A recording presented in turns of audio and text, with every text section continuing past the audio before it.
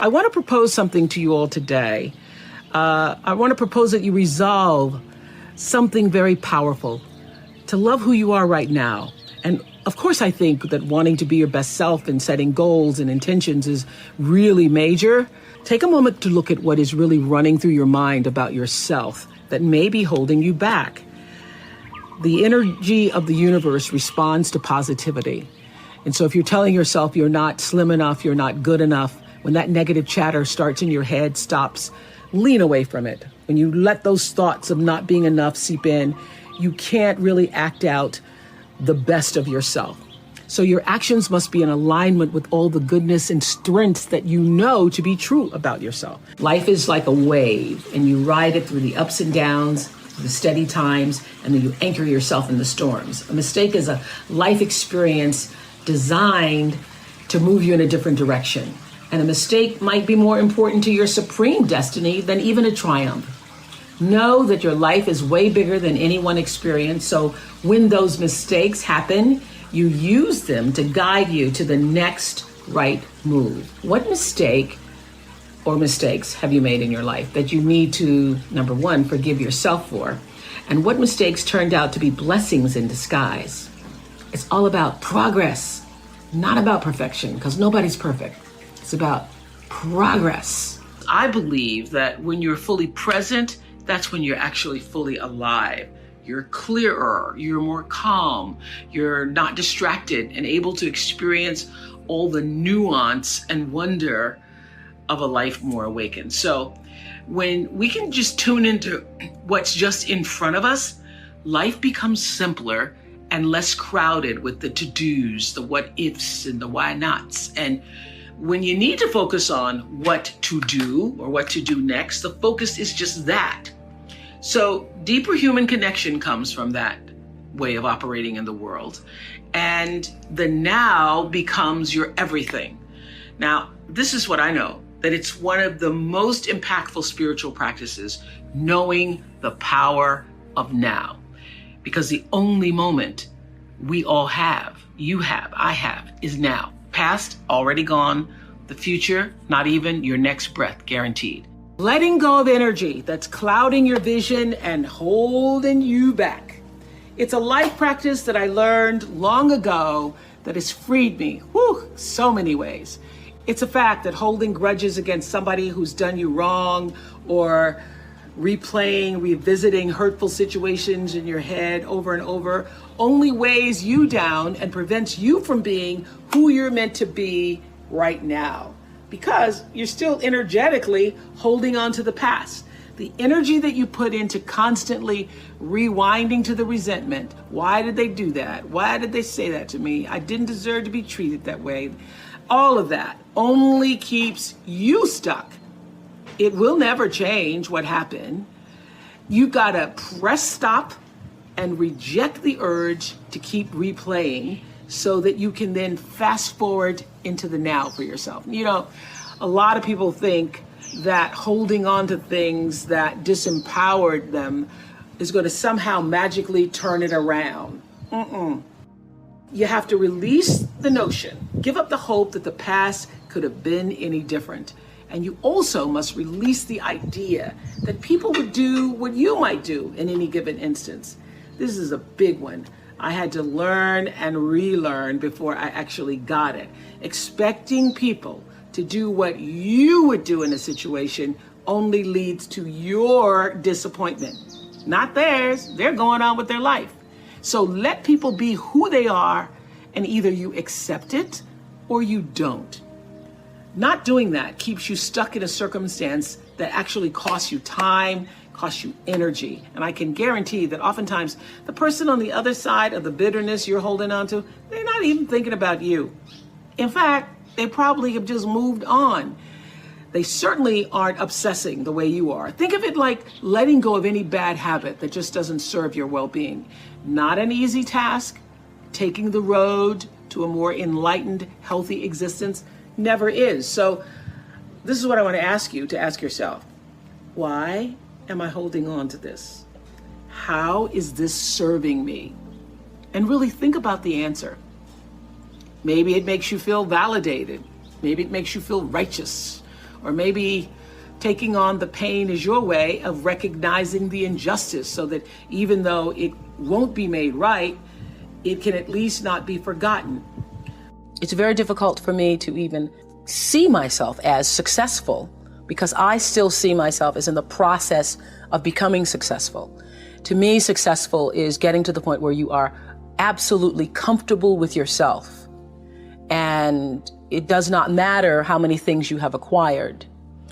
The ability to learn to say no and not to feel guilty about it, to me, is about the greatest success I have achieved. It's the same thing that prevents you from being abused as a child, that prevents you from being abused as an adult, that allows you to build success for yourself. I will not be treated this way. I demand only the best for myself.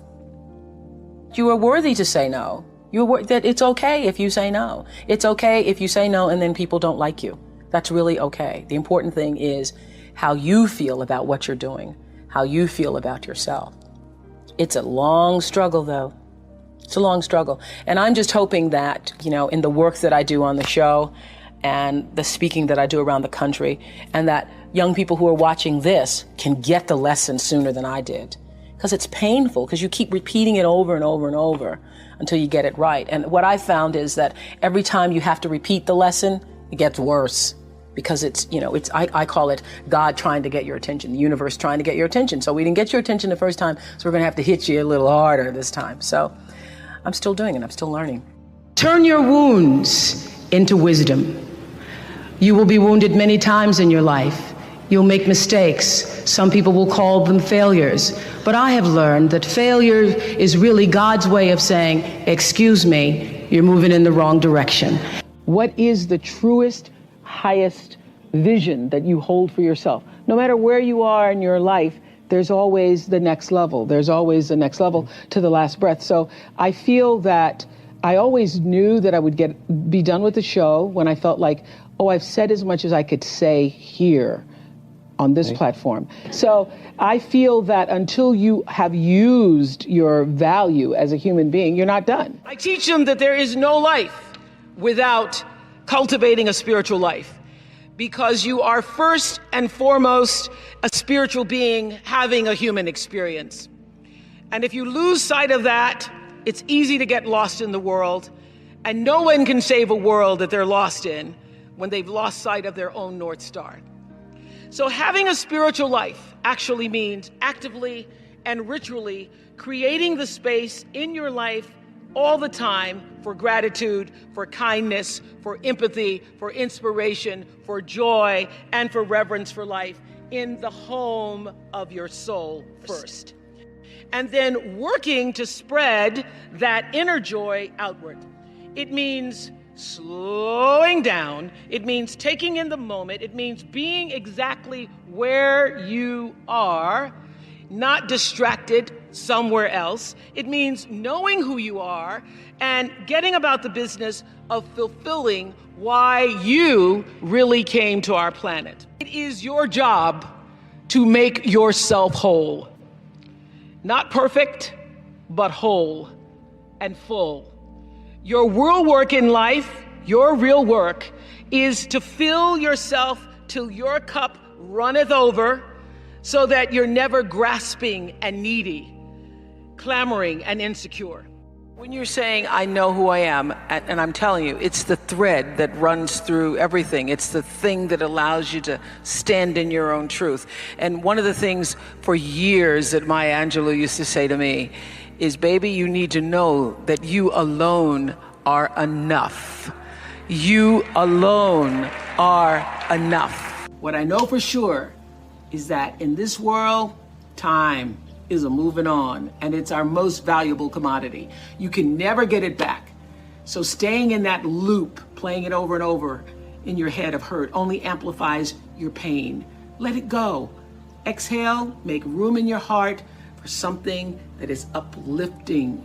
Surround yourself with people who want the best for you. You have the ability to shift the DNA of your spirit and control how you perceive life. So why not lighten your load and let it go? Living integrity means living in a way that honors your truest self. It's doing the thing that you know you're supposed to do. My friend Martha Beck says that deep down, we all know what makes us happy and how to create your best possible life. And that knowledge is actually coded into your very nature. But I also know how challenging it can be to listen and trust your own inner voice, especially when you feel the pressures of what everybody else thinks you're supposed to be doing. You're supposed to get married. You're supposed to stay married. You're supposed to have a baby. You're supposed to have a picture-perfect home. But here's something that I'm hoping you all will realize for yourself. Sometimes it takes doing the things that people or society say you're not supposed to be doing to find out what is true for you. What are you really supposed to be doing? For example, at the very beginning of my career, some of you have heard this story, I worked as a news anchor and reporter in Baltimore. It taught me a lot about life. And during that time, I knew I wasn't being my authentic self. I didn't like doing the news. I just didn't like it. But the voice of my father, who thought he knew what I was supposed to do, and even my own voice saying, wow, this is an important job. My father was saying, don't you give up that job, girl. You're making $25,000. You're never going to make that in 1 year. So eventually, my bosses let their feelings be known. They took me off the news and put me on this local talk show called People Are Talking. And when that decision was made at first, I thought it was a demotion. But after one day on that talk show, I felt so energized and so fueled. I knew that I had come home to myself. And that's what living integrity, even in your work, feels like. So trust me when I say that only you know what that feels like for you. And with that in mind, I want us to be more in alignment with the truth for ourselves this week. Who you're meant to be, who you are right now. What have you been waiting and wanting to do? All those insights should fuel your decisions about how you move through the world right now. Pay attention to what makes you feel lit up from the inside. Examine any moments when your head saying one thing and your spirit is saying another. And everybody has a different talent. And the reason we're all so messed up is because you're looking at everybody else's talent and wishing you had some of their talent. All the energy that you spend thinking about, wishing about, being jealous of, envious of anybody else is energy that you're not only putting out is going to come back to you negatively, but you're taking that away from you. All your energy should be forced on what do I have to offer? What do I have to give? How can I be used in service? Because Dr. King's message of not everybody can be famous, but everybody can be great because greatness is determined by service. And there is not a job in here that you can do that you don't switch the paradigm to service and not make that job more fulfilling. I don't care what the job is. If you say, if I look at this from how do I use this in service to something bigger than myself? It no longer becomes a job. It becomes an offering to the world. There is not one thing that has ever happened to you. Not one experience, not one encounter, not one crisis, not one joyful thing that hasn't happened just to make you better and help you rise. Every single thing you're calling in, whether you know it or not, when you figure out that you are calling it in, when you actually start meditating or praying or doing or having a spiritual practice, which is the number one thing you need if you want to be successful in the world. You need something that gives back and nourishes you, regardless of what you call that. You need to fill your cup so that you can be so full your cup runneth over and you have enough to give to other people. If you don't fill your cup, you end up dried up. You end up tired, exhausted, and don't have enough to give to other people. You end up resentful every time somebody asks you because your cup is empty and now they want some of yours. So your number one job is to fill your cup and make yourself whole. That's your job. And I am now at this stage of my career thinking about how to do that more poignantly and fruitfully. I'm now looking for ways that I can do that to create a level of sustainability within our communities that will go long beyond, my lifetime. everything you even try to do to me is already done to you. That is not just a rhetorical saying, that is law. That is Newton's third law of motion in physics, which says everything that goes out is coming back. It's just like everything that goes up is coming down, may take it a long time to come down, is coming down. Everything that goes out is coming back, it's coming back. So, to answer the power of manifestation and meditation, what meditation does is sync you up with the source. What meditation does is allows you to literally tap into the power that created you so that you are in alignment with that. And so when you carry that out into the world, everything that you do comes from the center of that alignment that's coming from the source that we call God, we call divine energy, divine intelligence, whatever name you want to give it to, we call life. When you are synced up with life, life just gives to you. Wherever you are in your life, in your relationships, every person that you encounter, every experience, the person wants to know, was that okay? Was that okay? And what I started to hear was that what people are really saying is, did you hear me? Did you hear me? And did what I say mean anything to you? And so I started to listen with that in mind, with that intention of validating that your being here, you're speaking to me, you're taking the time to do this with me is important because you matter. And that's true for everybody who's watching or listening, that every argument that you ever have, every encounter, the person just wants to know, did you hear me? Did you see me? And did I say anything that mattered? You will find true success and happiness if you have only one goal. There really is only one, and that is this: to fulfill the highest, most truthful expression of yourself as a human being. You want to max out your humanity by using your energy to lift yourself up, your family, and the people around you. Theologian Howard Thurman said it best. He said, don't ask yourself what the world needs. Ask yourself what makes you come alive, and then go do that. Because what the world needs is people who have come alive. Do you believe that you are worthy of happiness? Do you believe that happiness, success, abundance, comfort, fulfillment, peace, joy, love is a part of your birthright? Is that what you believe? Or do you believe something else? Because you will manifest the life that you believe. I've always known that no matter what my belief is, I'm going to be all right. Empowerment is authority. It is a signed permission slip to actually seize the day. It's the process of getting stronger and more confident and more engaged. And to be empowered is to move through the world without any kind of fear or any kind of apology.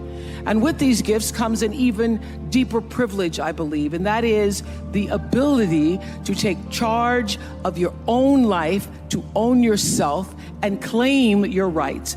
And here's what I know for sure, that to whom much is given, much is expected. And I have been given so much. I've earned it, I've been blessed with it, but I've been given a lot. And that's why I've chosen to use my life to lift other people up. Nobody's journey is seamless or smooth. We all stumble, we all have setbacks. If things go wrong, you hit a dead end, as you will. It's just life's way of saying, time to change course. So ask every failure, this is what I do. Every failure, every crisis, every difficult time, I say, what is this here to teach me? And as soon as you get the lesson, you get to move on. If you really get the lesson, you pass and you don't have to repeat the class. If you don't get the lesson, it shows up wearing another pair of pants or skirt to give you some remedial work. And what I found is that difficulties come when you don't pay attention to life's whisper, because life always whispers to you first. And if you ignore the whisper, sooner or later, you'll get a scream. Whatever you resist persists, but if you ask the right question, not why is this happening, but what is this here to teach me? What is this here to teach me? It puts you in the place and space to get the lesson you need. I have always known this about celebrity. The real power of being somebody that somebody knows, and I really think that the only difference between being famous and not is that more people know your name. So the only difference between understanding that is understanding that what Selma has done, what Susan has done, what Anna has done, Rebecca has done, what Jim has done, what I've done, you too can do. Because true philanthropy comes from living from the heart of yourself and giving what you have been given. How will you do that? How will you use your personality, the energy of your personality, to serve that which is your soul's calling? I know this for sure. Any life, no matter how fantastic it is, how glorious it seems, how much attention you receive, how much square footage you have, any life and every life is enhanced by the sharing and the giving and the opening up of the heart space. Your life gets better when you can find a way to share it with someone else. So what we've done, you can do. The real empowerment comes when every person leaves this room and makes a decision. Maybe that decision is that you will write a check and support some of the wonderful organizations you've heard here today. But the true decision is, how will you use yourself? How will you use everything that you have been given to serve that which is greater than yourself? How will you use that to become truly, authentically empowered? Now, it is a beautiful thing to receive an award and to be on the cover of Variety. Thank you very much. It's a beautiful thing. But the true reward is in the lives that you are able to touch and the people who you know you have impacted. I live and move and have my being. And you want to know why I am really so successful? I knew that at 4 years old. I knew that when my grandmother said, you better watch me now, because one day you're going to have to learn how to wash these clothes and hang them up like this. So watch how I hold these clothespins in my mouth. I went, And the reason I could do that is because spirit, otherwise known as intuition, my instinct said, that's not going to be my life. So we all have that spiritual side. And this lesson tonight is about connecting to it. I believe that beneath the surface of all physical problems is a spiritual solution. There is a spiritual solution. Why? Because you are a spiritual being having a human experience. That's the beginning of understanding spirituality. You are a spiritual being having a human experience. And I would say reading is the strongest signal for success in the future that I've ever seen. It is the strongest.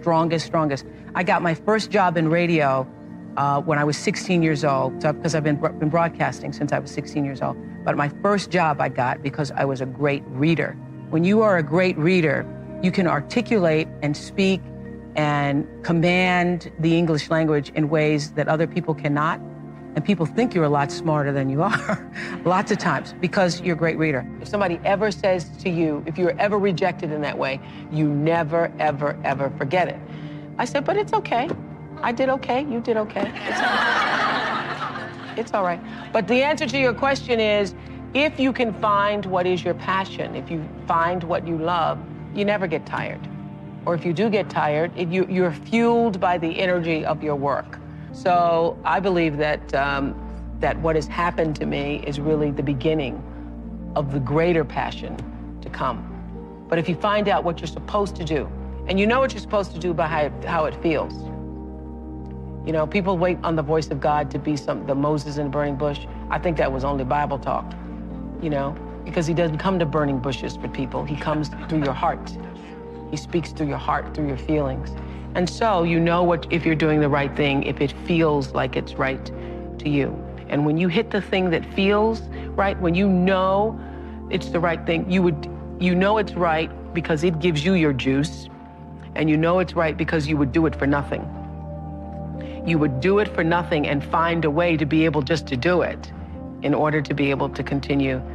That's how you know you're doing what you're supposed to be doing. From time to time, you may stumble, fall. You will for sure count on this.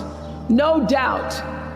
You will have questions and you will have doubts about your path. But I know this, if you're willing to listen, to be guided by that still small voice that is the GPS within yourself, to find out what makes you come alive, you will be more than okay. You will be happy, you will be successful, and you will make a difference in the world. Many times you will have angst and worry about things and put yourself in a state, like someone said this morning because their phone went off, they were mortified over a phone. I said, really? You will put yourself in a state when the other person really isn't even thinking about you.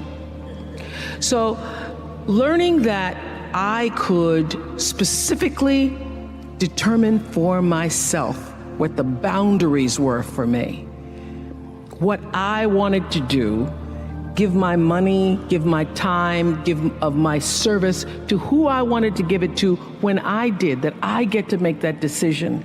And just because you get 100 requests a week doesn't mean you have to try to fulfill all of that. Just because you have all of these demands on your time and on you doesn't mean that you have to say yes. You get to decide because you're the master of your fate. The captain of your soul, as William Ernest Henley said in Invictus.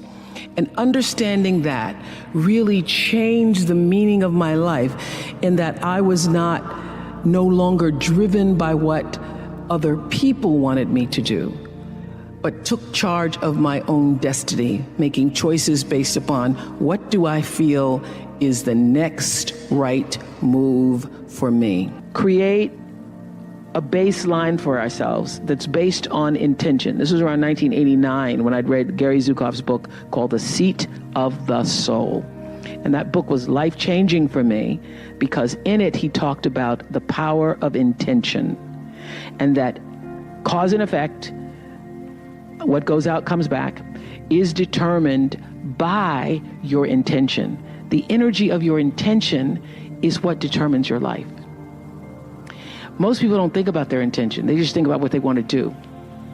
Most people don't think about why they want to do it. But what's going to come back to you, the energy that's going to come back to you, is the real why of why you did it. I was hired in television, not knowing anything about it, having in mind Barbara Walters, but thinking, oh, okay, I can do that. Not knowing how to write or film or anything. And I think it was because it was the times, and I literally had somebody who was willing to work with me that I managed to find my way. But I had to find my way because the reporting never really fit me. And what did work for me, I'm this old. I'm so old that when I started that, it was a year of live action cam. And so it was like video cameras live. And so the news stations would do a live shot. They would throw to somebody live, even if nothing was going on. And what I found is I wasn't so good at the writing part, but if I was just standing up and talking about what had just happened, it was really good. And then I started to feel, so I started in 19, working in television, became an anchor immediately afterwards. I could feel inside myself that reporting was not the right thing for me, even though I was happy to have the job. I got an offer to go to Atlanta. I was making $10,000 a year in 1971, but still in college, so I was thinking I was doing pretty good. I got an offer to go to Atlanta for $40,000, which I thought, it's over. I'm gonna make $40,000. And my boss at the time said to me, you do not know what you don't know. And you need to stay here until you can learn to write better, until you can perfect your craft as a journalist. And so he said, and we can't give you 40, but we can give you 12. So to make a long story short, because I'd be here all day just talking about how it all came about, I started listening to what felt like the truth for me. I started to feel that reporting wasn't for me.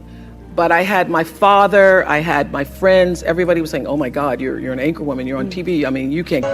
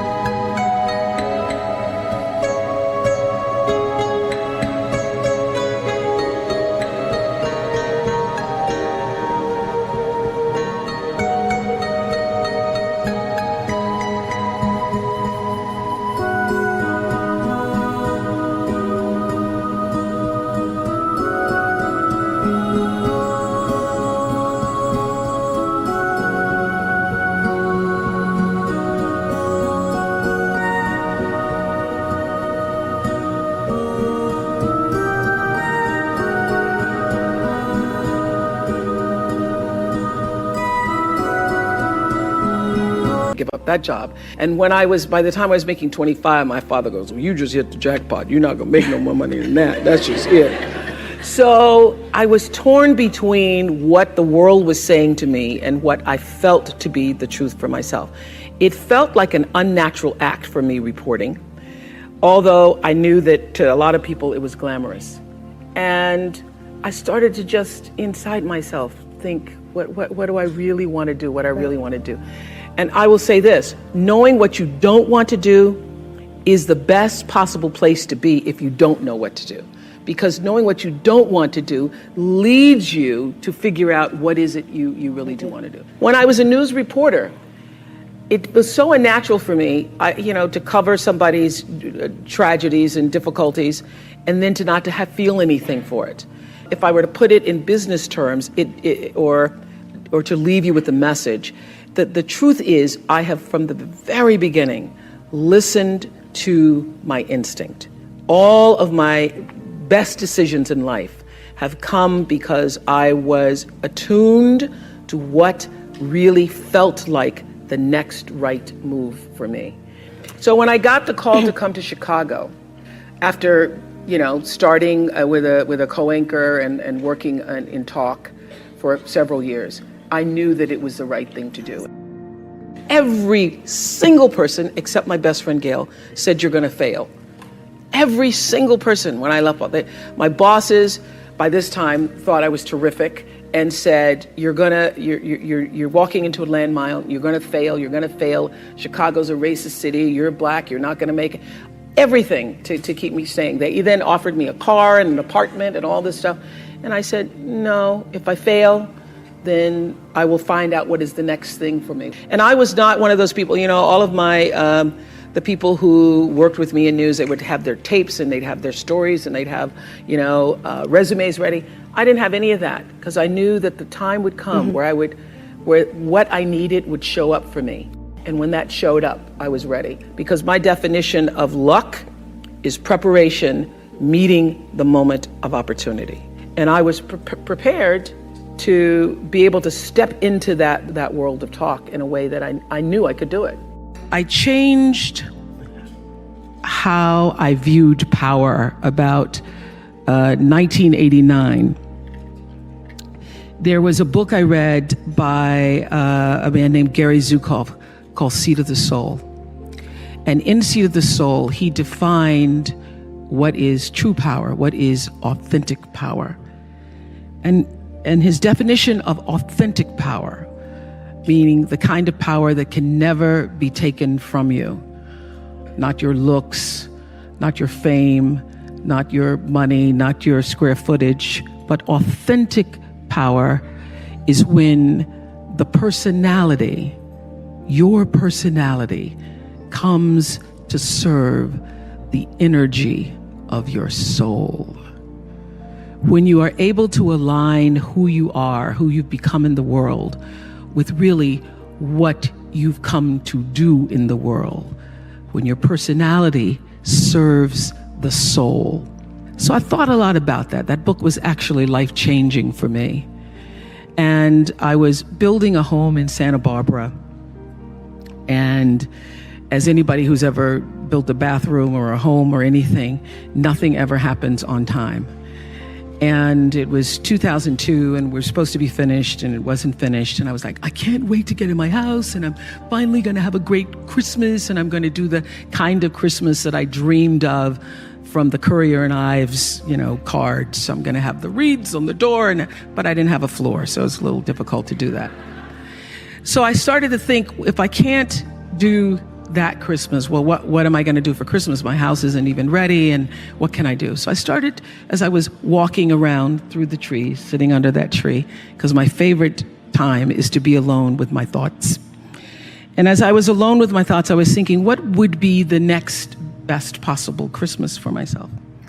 And I thought of the best Christmas I ever had. The best Christmas I ever had was when I was 12 years old. My mother was on welfare. I was living with my mother and a half-brother and sister in Milwaukee. And my mother called me, the oldest, into a room to say, we won't be having Christmas this year. I said, we won't be having Christmas. What about Santa Claus? There is no Santa Claus. I had already figured that out, but okay. I was embarrassed and I was ashamed because for the first time, I had to face the reality that, what I've been suspecting, that we're not like the other kids, that we really are poor, is true. So we're not going to have Christmas, and there is no Santa Claus. My first thought, after being embarrassed and ashamed, was, what will my story be?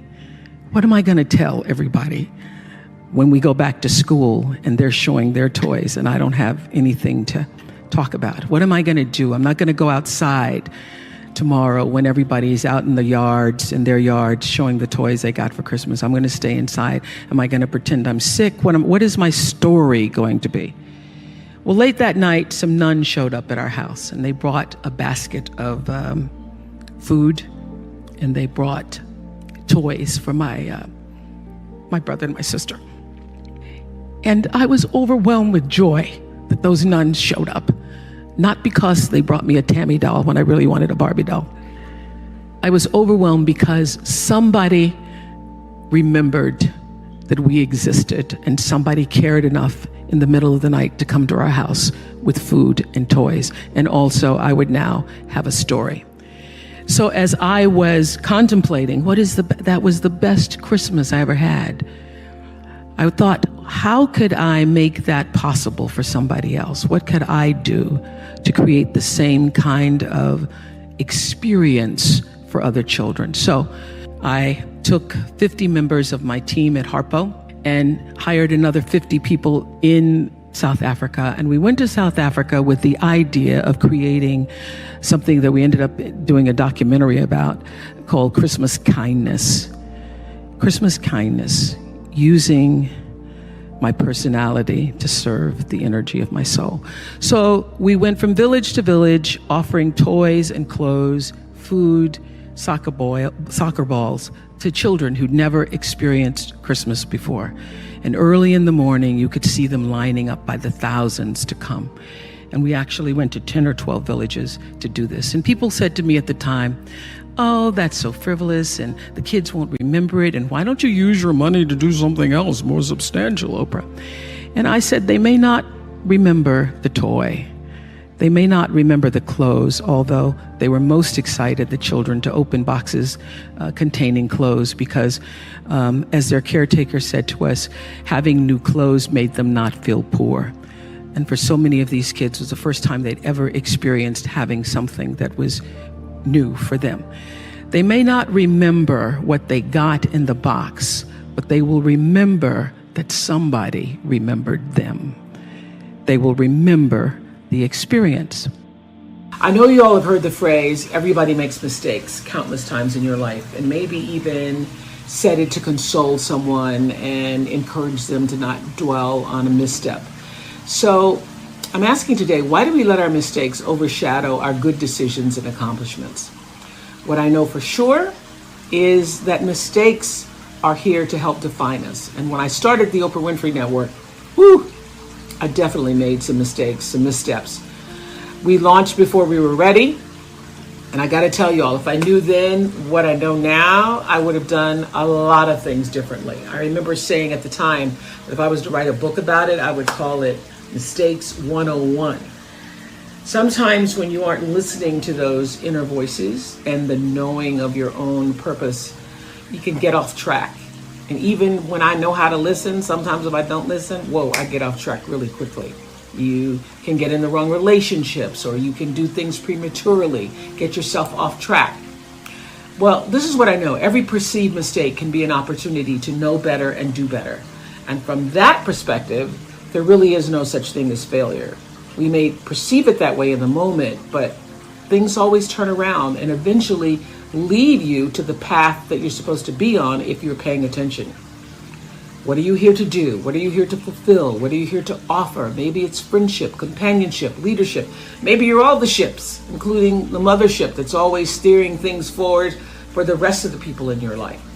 Well, I want you to know this for sure. Life is like a wave, and you ride it through the ups and downs, the steady times, and then you anchor yourself in the storms. A mistake is a life experience designed to move you in a different direction. And a mistake might be more important to your supreme destiny than even a triumph. Know that your life is way bigger than any one experience. So when those mistakes happen, you use them to guide you to the next right move. Learn from it. Ask, what is this here to teach me? And then let it go, because you're always where you need to be. My favorite quote from Eckhart Tolle's A New Earth has gotten me through many a mistake and many a storm. It says, life will give you whatever experience is most helpful for the evolution of your consciousness. And how do you know this is the experience you need? Because this is the experience you are having at this moment. That knowing has helped me through many a moment. I never knew what a brand was when I first started out. I didn't even know what that was. I became a brand by making every decision flow from the truth of myself. Every choice I made for every show that was going to be on the air, I made based upon, does this feel right? Does this feel right? Does this feel right? Is this going to help somebody? Is this going to help somebody? That's not going to help somebody. And I learned my biggest teachers were people like the Ku Klux Klan and skinheads, because I was sitting on television one day doing an interview with the KKK. And I realized in that moment that the energy that I was broadcasting throughout the world was energy that I did not want to be a part of. And so I literally, in the middle of a commercial break, I just thought, I will never do this again. I will only allow my platform to be used for, as a force for good. And that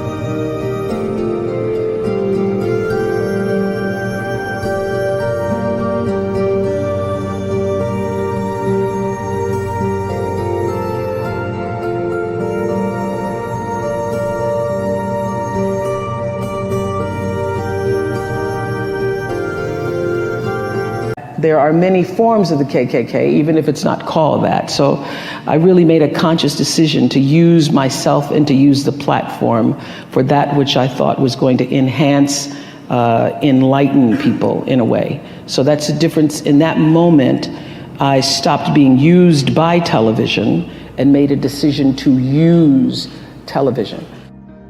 Does this happen to y'all? The older you get, you find it hard to believe the number you are because you still feel like you've always felt. At the end of this week, I'm turning 68.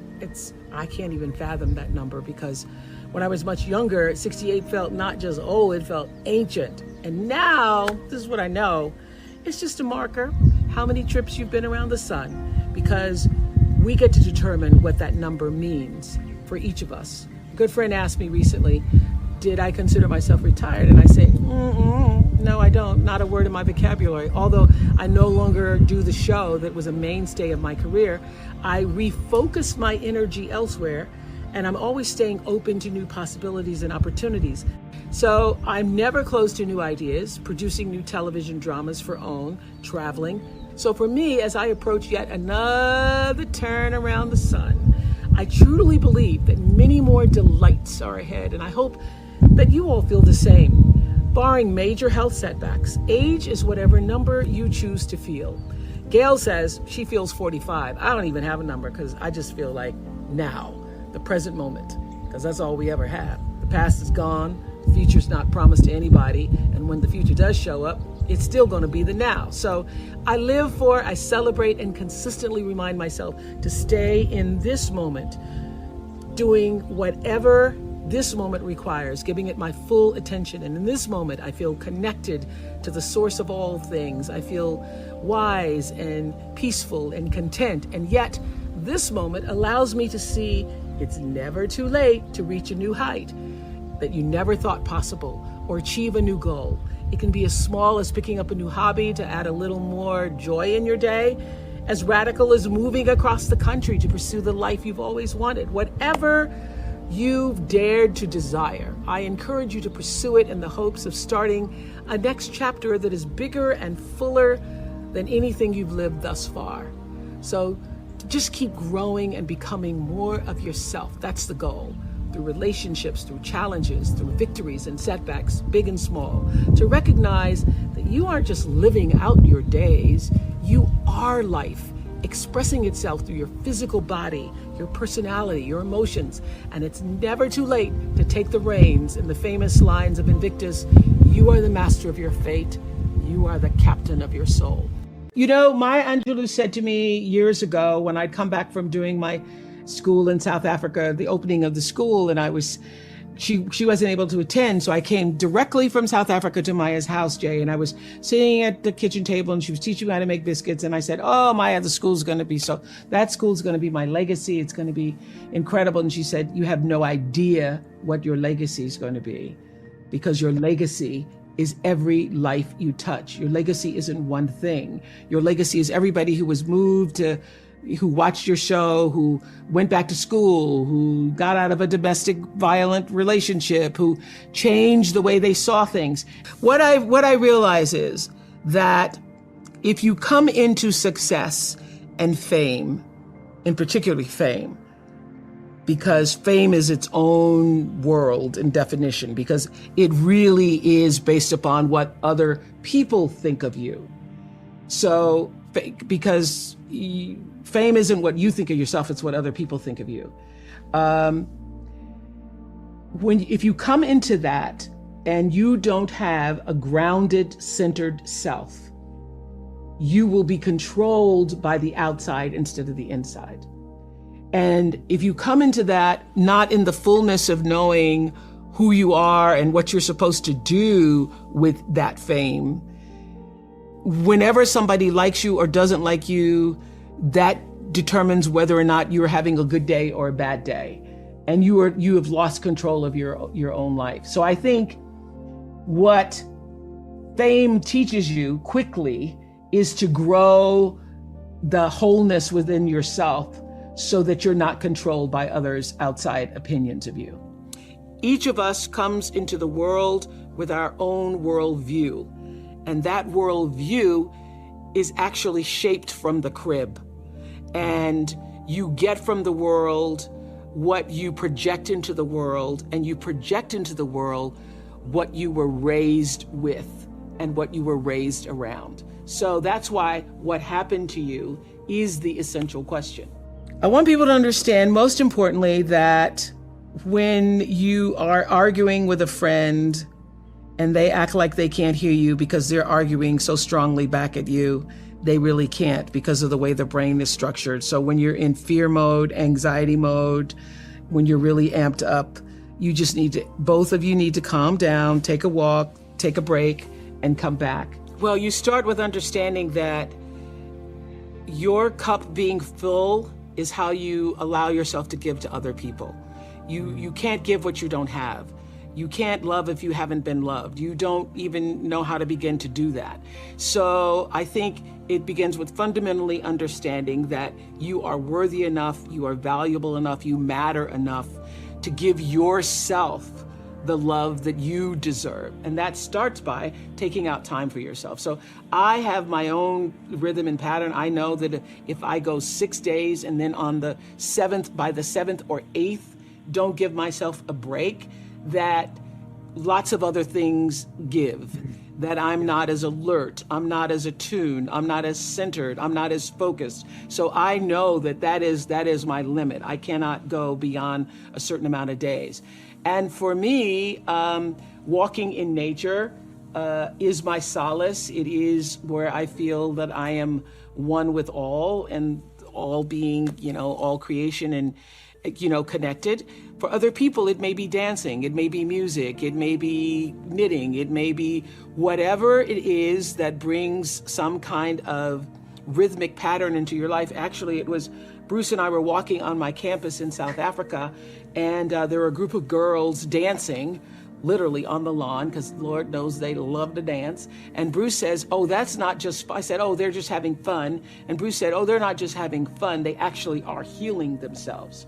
Because the rhythmic pattern, that's why when you've been in an argument with someone, or you're in the middle of an argument with somebody, if you just go and take a walk, or you go and turn on some music and you start dancing, if you just have some form of movement, you feel better. One of the most important things, most important takeaways from what happened to you, I believe, is understanding how the brain works. You understand that when you're upset or in fear or angry or are in an antagonized state, and you're trying to reason with a person, a child, your spouse, your boss, your friend, they literally cannot hear you because the reasoning part of the brain is in the cortex, and what you're saying is only reaching the brain stem. So whenever somebody is dysregulated, which is what that is, being anxious and fearful and yelling and screaming, the thing to do is to calm yourself first. Then you will be able to help that other person get calm and regulated. That's how you get to reason. But if you both are just yelling at each other, literally, and you're going, "You don't hear me, and you don't hear me either," and they actually cannot hear you. That's what I thought was so fascinating. One of the most important things I have learned with coping is to accept this moment for what it is. Do not spend your energy pushing again, and that's whether you are late in traffic or whether you are late on your bills and you don't know where the next paycheck is coming from to do it. Don't spend your energy resisting what is. The 5 stages of grief begin with shock and denial and end with acceptance. I have found that to be a great formula for operating in any crisis or challenging circumstance. Get to acceptance as quickly as you can, and that will allow you to cope better with this present moment. Because when you are pushing against, "I wish it wasn't this way." I mean, I've seen so many people during this pandemic. Last March, I can't wait until this is over. That was last March. Now we're a year later, and they've spent the year in resistance instead of, this is where we are. Not so sure when we're going to get to shore. I just better learn how to tread stronger. Oh, my legs are getting stronger in the tread. So being able to accept the treading moment for what it is, and having the wisdom, the faith, the understanding, the knowing that you're not going to be in this moment forever. Because if life does anything, it consistently changes.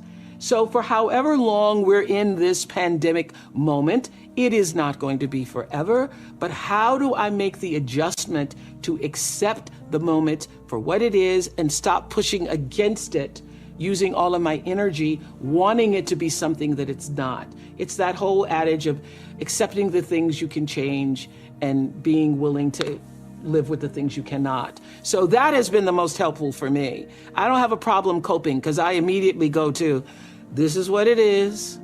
Now what must I do to be fully present in this moment, not resisting and pushing against it? I thought trauma had to be a big, gigantic experience. You had to go through a tsunami, literally, if not literally a tsunami-like crisis in your life. A fire, a hurricane, a tragedy, a car accident, a stabbing, somebody died. And it was through co-authoring this book with him that I understood that it was the consistent little things. It was the aggressions and microaggressions in a person's life that causes them to have their own worldview. Whatever that worldview is for you is different from me. So the biggest learning for me is that trauma doesn't have to have a great big old capital T on it. It's really how you were loved, and that neglect and trauma are hand in hand because both are equally as toxic. Over the years of interviewing people, it was my greatest classroom. I was always paying attention to what people were saying and paying attention to their lives. And what I understood and could articulate, not through science, but just through my own observation, is that, people are as dysfunctional, as unhappy, as disoriented in their lives based on how far they are from the center of themselves. And the center is where wholeness lies, as you know. And so where there is no center and there is no sense of wholeness and love for yourself, there's going to be disarray, chaos, confusion, and, dysfunction in your life. And I saw that over and over and over again, that people behave based on how they were loved and then how they were able to process that in a way to love other people. One of the most important points I think Dr. Perry makes in What Happened to You is that neglect is as toxic as trauma. And so even though you might not have had a trauma with a big T, it boils down to, did you get what you needed? And I have done so many interviews, as I know you have too, Jay, with people who are raised in the same family, and everybody in that family has a different experience. And sometimes siblings are arguing about a thing that happened because from their point of view, it felt like one thing, and from the other person's point of view, it felt like another thing. Well, that is the reality of life, that you can have 2 children, 4 children, 6 children raised in the same household, and they experience the love of their parents differently. And not all the kids could have gotten what they needed, and some of the kids got what they needed. So neglect is you not getting what you needed for your worldview, for your personal approach to life, your sense of self-values, your sense of self-esteem. And so I have seen in the thousands of interviews that I've done over the years that the level of dysfunction in a person's life is almost directly proportional to how they were loved, what happened to them, and how they were able to receive or not receive that love. So the what happened to you isn't, just for people who had the big T traumas, but it literally is what happened to you. Were you loved? Were you not? How were you loved? How was that love applied in your life? And were you able then to apply it in the rest of the world? You know, one of my relatives say, I'm whipping you because I love you. Well, it certainly didn't feel like love.